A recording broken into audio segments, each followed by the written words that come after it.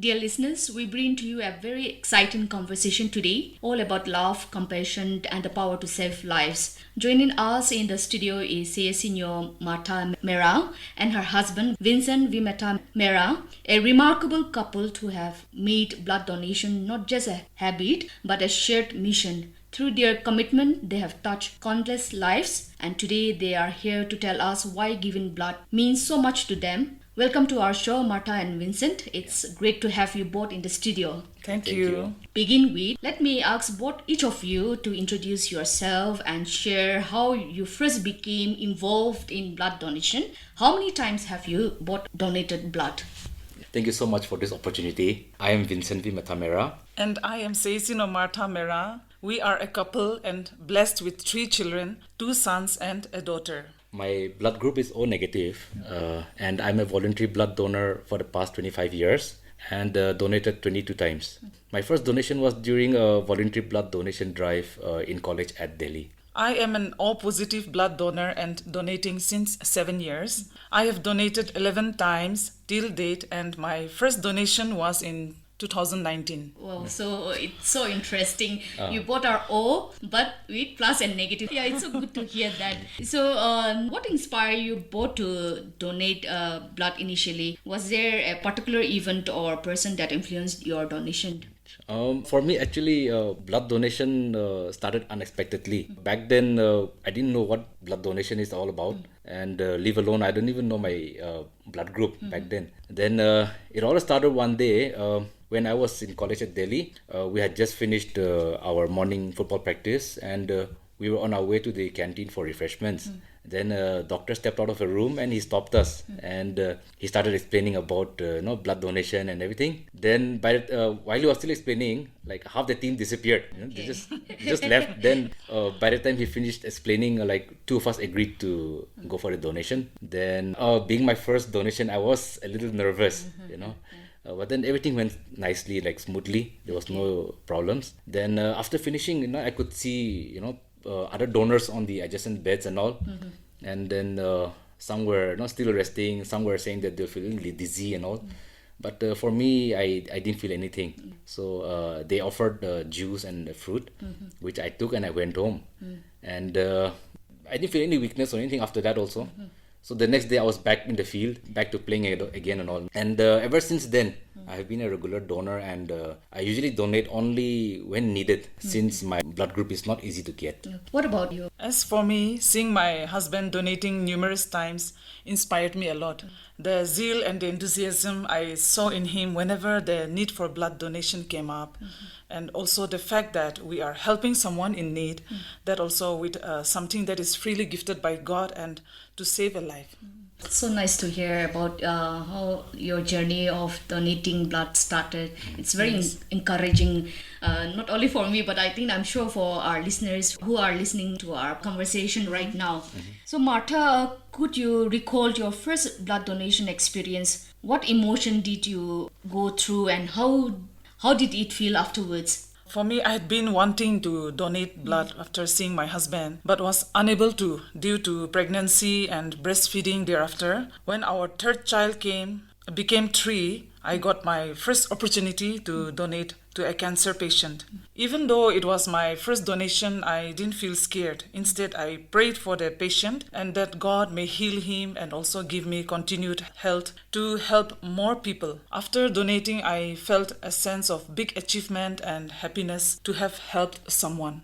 Well, let me put across this question to Vincent. You have said you have already donated blood more than 22 times. Yes. Okay. So how has your involvement in blood donation influenced your family, and have other family members joined you in this cause? Being a blood donor is a very noble cause and a blessing to be able to help people in need of blood, especially like very rare ones like myself. And we believe that a good number of people are inspired and encouraged by us to become a blood donor.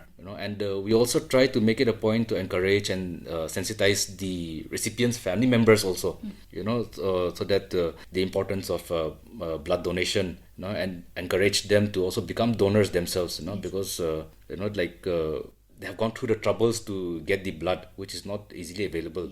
So like they can learn from that also, and then they become donors also. Martha, could you share with us, has there any memorable or touching moments during your donation sessions that you would like to share with us? For me, I try to make it a point to call one of the patient attendants and say a prayer with him or her. But on this one occasion, the patient's wife called me to pray before the donation. Everything went well and the patient was able to use my blood. But unfortunately, the next day I got the news that the patient had passed away. On one hand, I was sad, but on the other hand, I was happy and that by using my blood, the patient was able to spend a few hours more, if not longer, with his family, and that he was given a fighting chance to survive. What about you, Vincent? Yeah, we had an incident. Like usually when I go for blood donations, my wife she accompanies me. We go together, and we had gone for one donation at Naga Hospital, and then we could see that the recipients, were not financially stable, and then we could see their desperation and anxiety regarding the donation itself. Because since it was a little difficult to find my blood group, and then there are people who like sell their blood, and being rare, it's a little expensive. So in order to put them at ease, we just had a talk with them. We let them know that I'm a voluntary blood donor, and then we don't accept any cash or kind. It's everything free, and that we also try to encourage them to also become donors themselves. And then after the donation was done. Before leaving, my wife, she suggested that we help them with a little money that we have with us right now. So yeah, we gave them some cash for help, and then we felt so blessed, And then after seeing the joy and the gratitude that they expressed, it was a blessing. You both are not only like donating your blood, but even helping in kind also. I think that would be so encouraging, even for the family who is receiving the blood, and even for our listeners who will be listening to us now. Yes. So, let me put across this question to Martha. Many people have misconception about blood donations. So, what myths did you encounter and how did you address them? Main misconception among our people is that if you donate blood, then your life gets shorter. And also there is a general phobia or fear regarding blood donation. We used to tell them that as a healthy person there is no problem at all, and instead when you donate or when we donate blood, your body makes a new fresh blood which is actually better for your general health.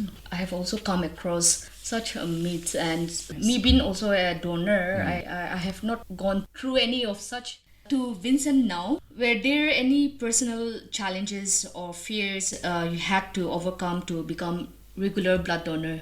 No, not really actually. Like I said earlier, I started suddenly, and then I just got into it, and then I felt good. So and as a healthy person, I have no problem with donating blood. There's no side effects.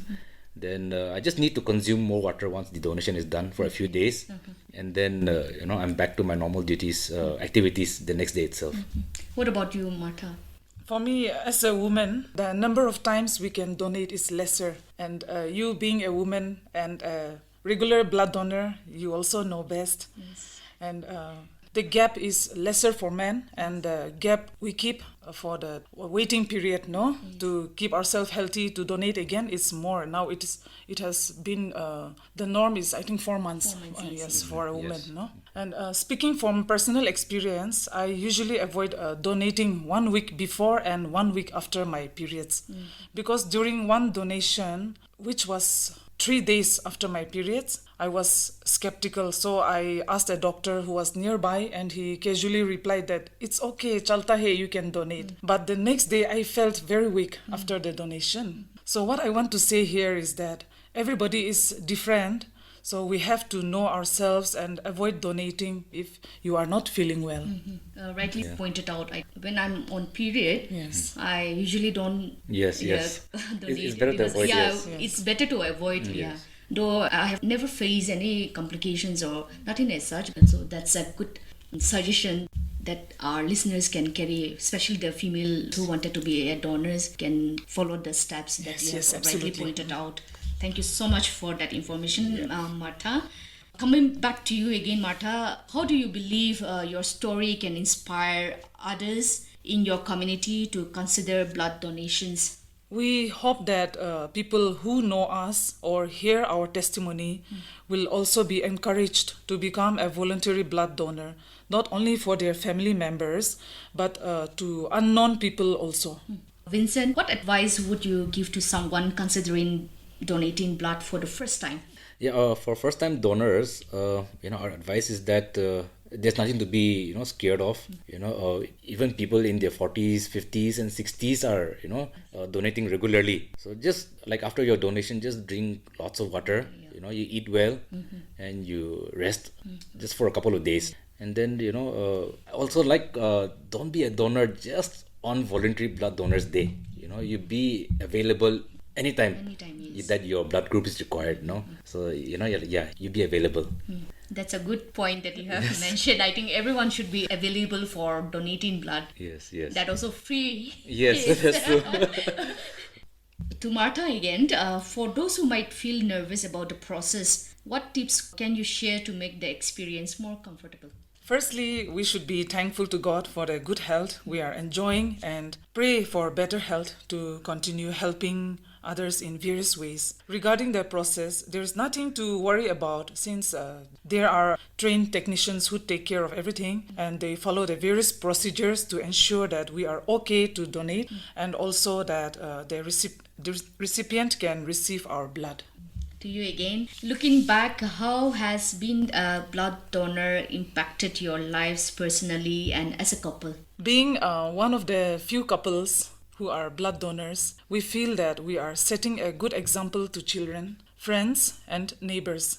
Also, not only in donating our blood, we also try and our best to find other donors too for different blood groups when the need arise. On a personal level, we have learned that you may not be able to help others financially or physically, but can extend a helping hand through this God-gifted blood which is in each one of us. That's such a good takeaway for us. Thank you so much for Thank you. that. And lastly, we have almost come to the end of our program. Before we wind up, I would like to ask Vincent to leave us, our listeners, with one message about the importance of blood donation. What would it be? We feel that if all healthy individuals everywhere, especially us Nagas, since we are here in Nagaland, we become a blood donor, then there'll be no shortage of blood, whenever someone requires it, instead of like looking here and there, like it's available everywhere easily. And then also by helping someone in need, we hope that that person will also help another person in need. And therefore encourage each other to become a voluntary blood donor and save a life. Thank you so much, Martha and Vincent, for sharing your heartfelt journey with us today. Your story is a powerful reminder that giving blood is not just a simple act, it is a gift of life. To our listeners, if you have ever thought about donating blood but haven't taken that first step, let this be your inspiration. Let me also remind everyone that World Blood Donors Day is coming up on June 14. That is on Saturday. Earlier we have discussed that blood donation should not be just for June 14, but it should be every day. Yes. So, but taking this opportunity and on World Blood Donors Day, it is a perfect opportunity for those people, for individuals who have not donated blood, even once, to donate their blood and help save lives. You could be the difference someone is waiting for. Yes. Thank you so much, Vincent and Martha, for being with us, and it's so nice to have this conversation with both of you. Thank you so much. Thank you so much. Thank you.